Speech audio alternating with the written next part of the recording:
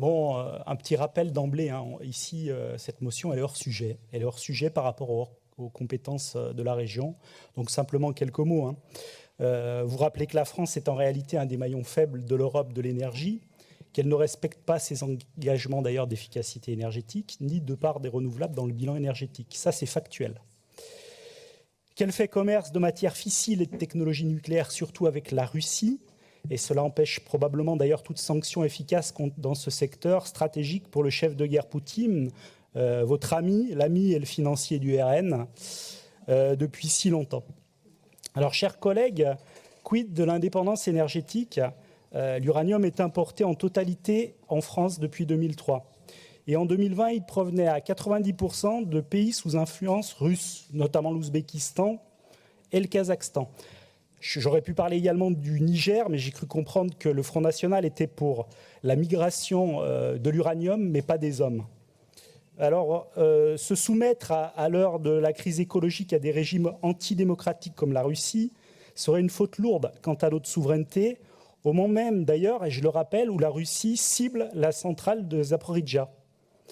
Donc vos gesticulations n'effaceront rien, et certainement pas l'indisponibilité croissante des réacteurs nucléaires, qui est supérieure actuellement, quand je vous parle, à 50%.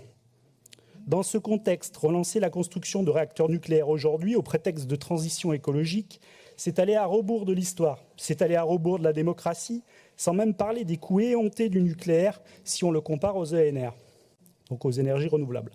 C'est oublier le risque de catastrophe d'ampleur mondiale. Surtout, préservons-nous de Tchernobyl et autres Fukushima. On vous expliquera, si vous le voulez, ce qui s'est passé en 1999 au Blayais. Sans compter la production de déchets radioactifs ingérables et la poursuite de scénarios catastrophes, puisqu'en attendant l'Arlésienne, EDF prétend mener jusqu'à 60 ans des réacteurs corrodés dont la moitié, je le disais, sont hors d'usage. Soyons lucides. Avec le dérèglement climatique, on découvre de surcroît l'intermittence du nucléaire quant au refroidissement et ses impacts délétères sur la ressource eau et biodiversité. Donc renseignez-vous, chers collègues, à puissance équivalente, les énergies renouvelables créent plus d'emplois que le nucléaire et le kilowattheure produit est beaucoup moins cher.